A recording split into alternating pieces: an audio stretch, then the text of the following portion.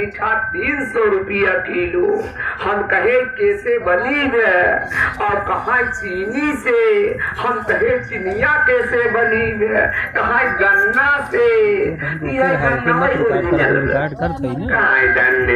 हमार दमाद बहुत तबाह बुरा का है, हमार दमाद बहुत देवता जिसका गोड़ धोए है, दमाद के गोड़ धोया जाता है और जेकर गोड़ धोए ओका हम कुछ ना कहा। और जेकर 7 वचन मान के आज अपने घरे में बैठी है, अरे 7 वचन मान करके वो धर्म पत्नी दौड़ी आई पतिदेव के पैरों में आई पड़ी। नहीं तो जवाब दे कैसे हमारे बेइज्जती करावे के नाते आइए हमारे बेइज्जती करो, खा खा खा खा करना नहीं चला है कुछ ना आई भैया बहनी। वो रिश्ता होना चाहिए पतियों पत्नी का, वो रिश्ता उसको नकल करो ना, उसको नकल करो। ऐसे पति को जो है आप पर त्याग करेगी तो भैया बहनी संसार में कहीं जो है उसको जगह नहीं मिलेगा रहने के लिए। ये आपका रहा 3 सूत्र। अब हमारे बड़े भ्राता सुनेंगे और इसके बाद अंत में जो कहे आज कथा उठा तब ही निकला। आज बहनी धन्य है वो बहनी, और वैसे ही आज भाई चला ठीक है। अब इसी के साथ साथ हमारी बड़ी भ्राता गुरु भ्राता महिमा मंडित गरिमा मंडित श्री श्री त्रिभुवन मौर्य जी को इस मंत्र का सादा आमंत्रित करता हूँ। कथा और भजन के माध्यम से आप अवगत हैं, सभी दीदी भैया को कथा भजन श्रवण कराइए। और मैं भैया भैया से निवेदन करता हूँ कि आप शांति का सहयोग दे करके हमारे बड़े भ्राता श्री श्री त्रिभुवन मौर्य जी की कथा और भजन श्रवण करें। सभी हमारे दूर दराज से आए हुए गुरु भाई गुरु बहना के चरणों में हमारा प्रणाम स्वीकार हो। जो कि हमारे विश्व में शिव चर्चा के रचयिता श्री हरिंद्रानंद भैया जी के चरणों में हमारा प्रणाम स्वीकार हो। श्री नीलम दीदी जी के चरणों में हमारा प्रणाम स्वीकार हो।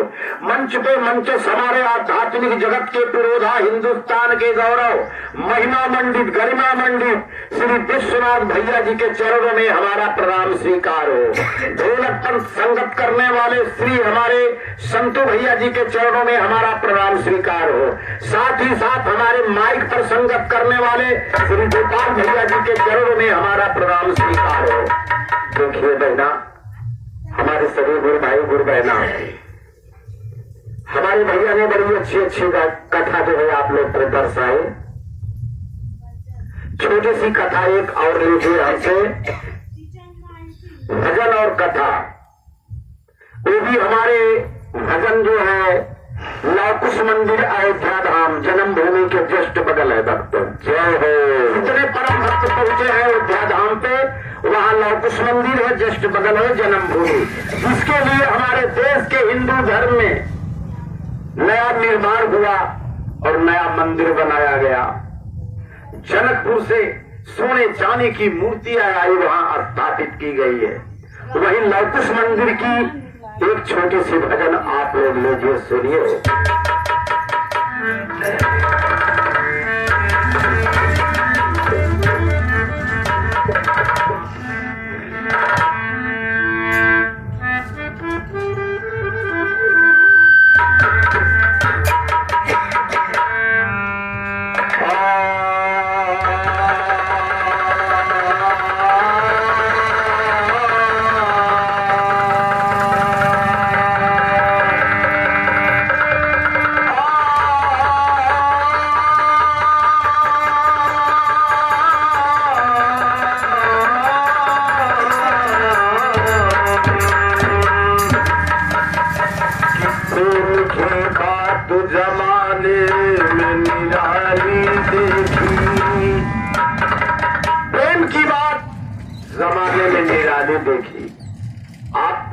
दुनिया को जी सकते हैं, रुपए से, पैसे से, धन से, परिवार से नहीं जीत सकते। अगर आपके पास प्रेम है तो सारी दुनिया को आप जीत सकते हैं।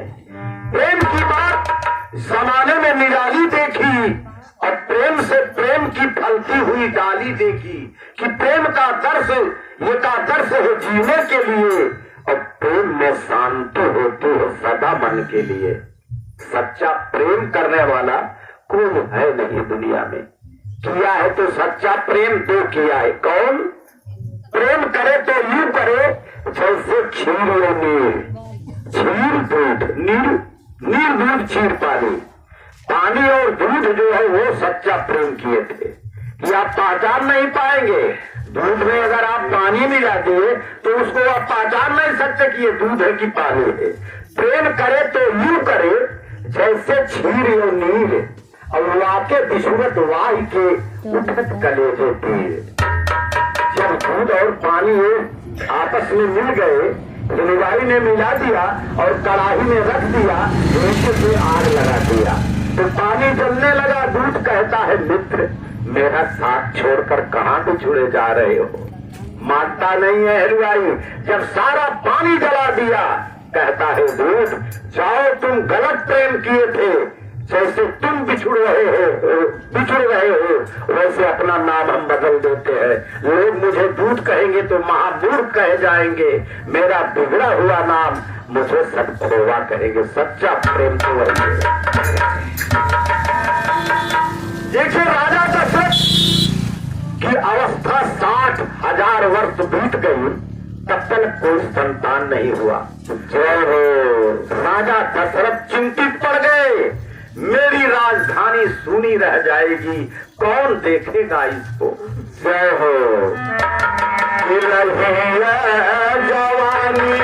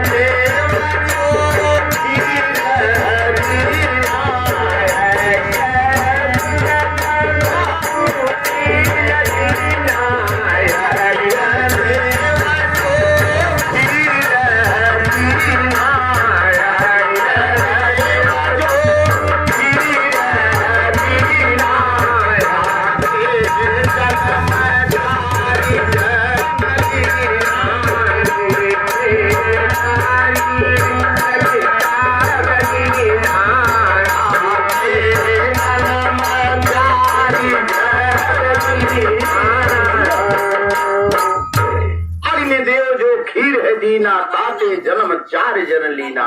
जब 60,000 वर्ष की अवस्था बीत गई, राजा दशरथ को कोई संतान नहीं हुआ। तमाम यज्ञ तमाम पूजा करने लगे राजा दशरथ। 60,000 वर्ष के बाद 4 पुत्र जब मिले राजा दशरथ को, और उसी के बीच में माता कौशल्या जो है,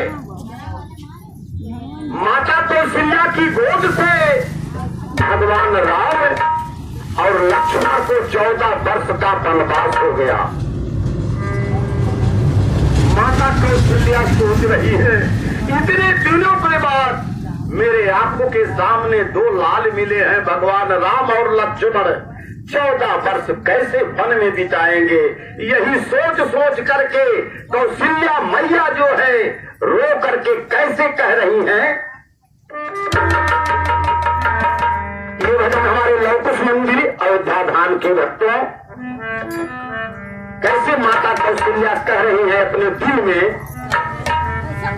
अरे कैसे धरे मन धीरा धीरा धीरा धीरा,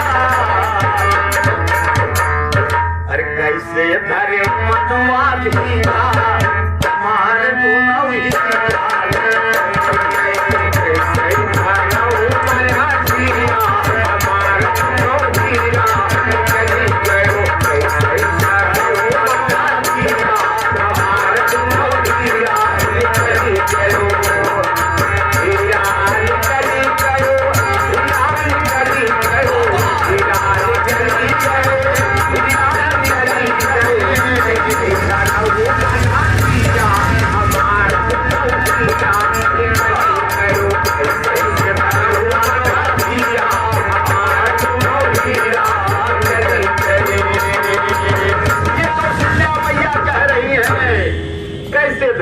धीरा हमारे दोनों हीरा निकल गए। जब 14 वर्षों के लिए वन को जा रहे हैं भगवान राम और लक्ष्मण, तो कौशल्या मैया को बड़ा कष्ट हो रहा है कि मेरे लाल कैसे 14 वर्ष वन में बिताएंगे, फूलों पर सोने वाले, मखमलों पर चलने वाले भगवान राम कैसे आज कांटों और कंकड़ों पे चलते होंगे।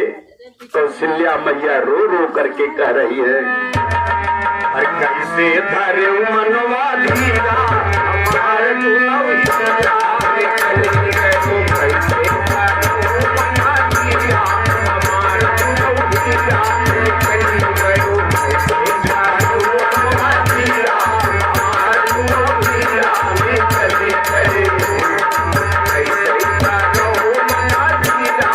हमारे दुनो हीरा,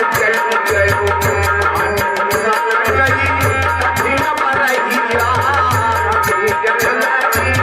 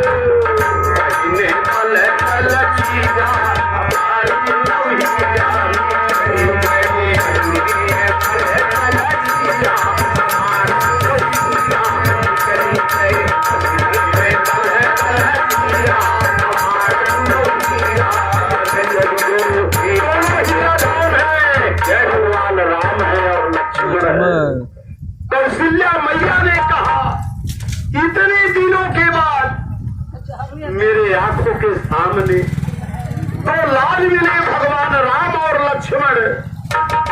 कौशल्या मैया रो रही है कि मेरे लाल जो है भगवान राम और लक्ष्मण आज कांटों पर कैसे चलते होंगे, कंकड़ों पे कैसे चलते होंगे। अपना जब बलकल वस्त्र धारण कर लिए भगवान राम और लक्ष्मण, तो सीता ने कहा लाइए हम भी अपना बलकल वस्त्र धारण करूंगी। सीता जी ने भी अपना बलकल वस्त्र धारण करके राम लक्ष्मण और सीता जी 14 वर्षों के लिए घर से जो है वन को निकल गए। जा करके सरजू तट के किनारे पहुंचे हैं और कैसे उस पार जाना चाहते हैं, केवट को बुलाते हैं कि मागी नाम न केवट आना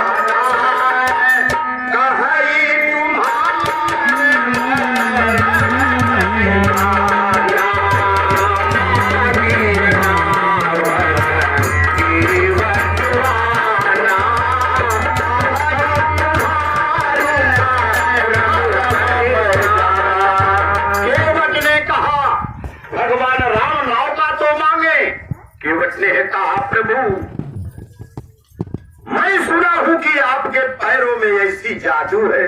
जय हो। अभी छूते ही हमारी काठ की नाव का जो है नारी बन जाएगी। यही से तो प्रभु हम पर जात लड़किया जी आवत की और तो अगर हम नैया अपने बैठाए लेते तो फट से हमारा नैया मेहरारू बन जाए तो कैसे हम यही से 4 पैसा कमाते। ये नाते हमारे कहा मान ल प्रभु जी है। कहा सुना क्या कहना चाहते हो? केवट ने कहा सुनिए प्रभु, हमारे राघवेंद्र सरकार पुरुषोत्तम भगवान राम और लक्ष्मण सीता सहित संकेत दे रहा है। केवट कैसे? अरे बिना धोए चरण, अरे बिना धोए चरण, अरे उत्तर बहिन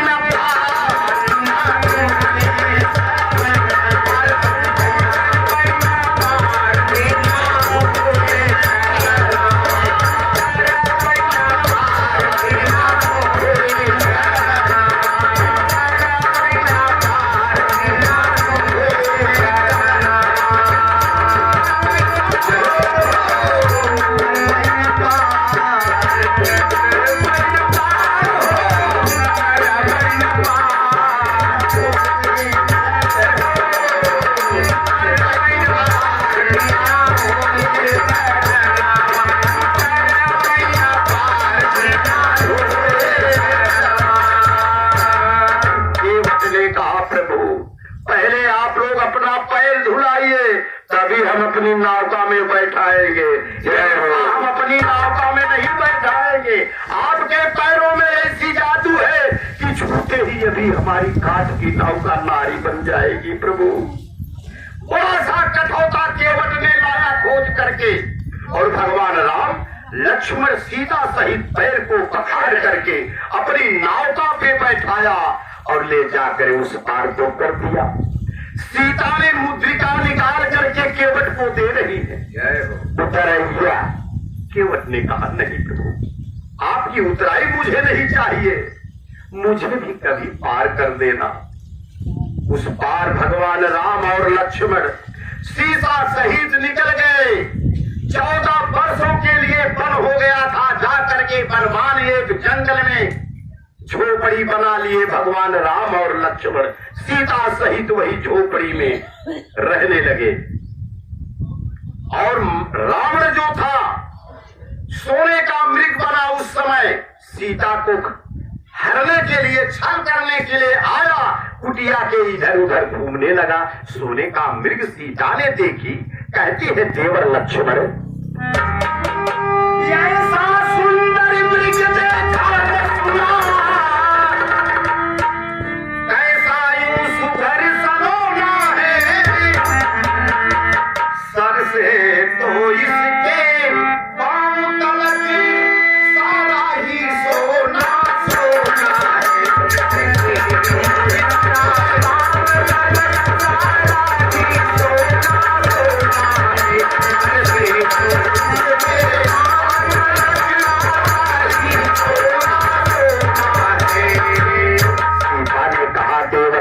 लक्ष्मण, ऐसा सुंदर मृग जो कभी हमने देखी नहीं हूँ, अगर इसकी खाल मिल जाती तो ये झोपड़ी का श्रृंगार बन जाता। जय हो। भगवान राम ने कहा कोई बड़ी चीज नहीं है, अभी हम इसकी खाल को लेकर आते हैं। भगवान राम जो है वो सोने का मृग लगा दौड़ाने, भगवान राम पीछे पड़ गए।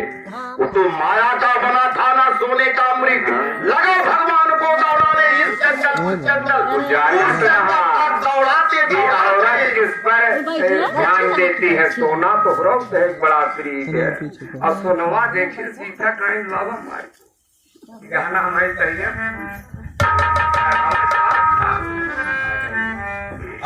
सोना लगता है। जय हो जय हो। भोलेनाथ जी को याद करो। जय हो। अरे सोना लगता है, अरे पैसा लगता है, हर भजने हमने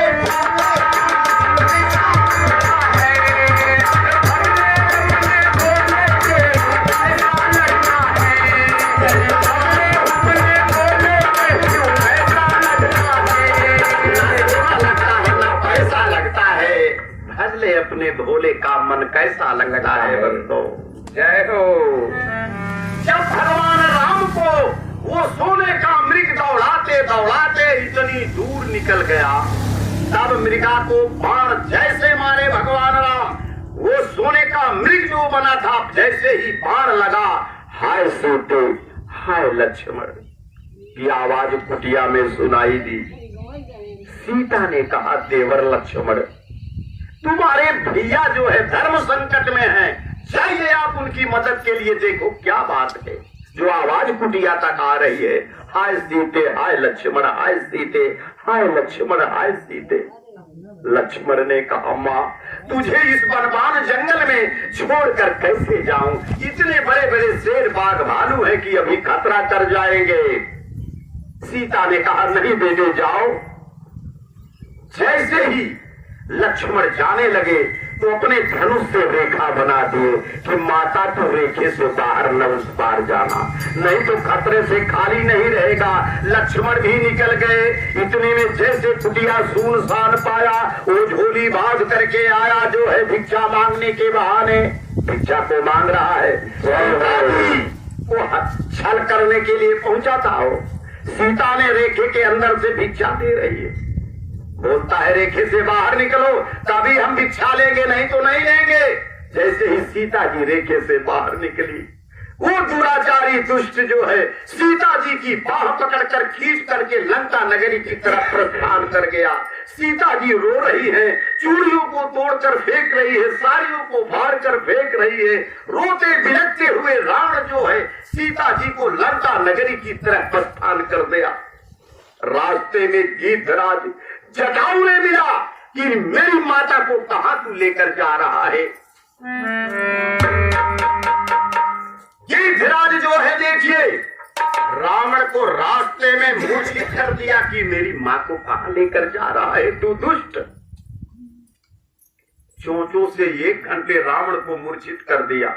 जब क्रोध में आए दशानन जो है तेज धार की तलवार निकाले और गीधराज की पंख को काट दिया। लेकर सीता की लंका नगरी में चला गया वो दशानन रावण।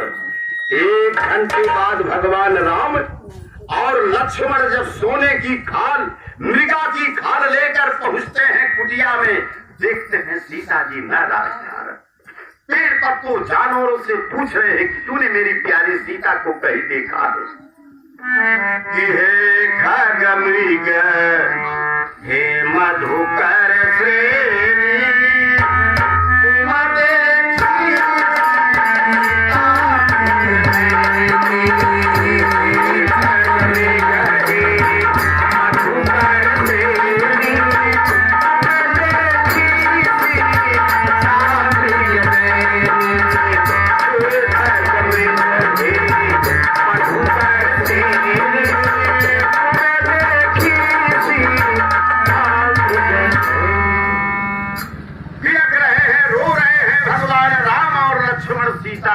खोज रहे कि कहां चली गई है सीता। उसी रास्ते में वो घायल जटाऊ बेचारा पड़ा था, हाय राम हाय की आवाज कर रहा था। भगवान राम गीधराज को अपने गोद में लिए और वही गीधराज ने बताया कि इसी रास्ते से माता जी को रावण जो है लेकर लंका नगरी में गया है। सारी रामादल की सेना को बुला लिए भगवान राम।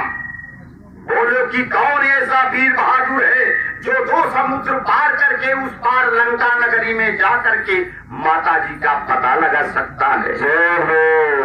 कोई नहीं तैयार हो रहा है।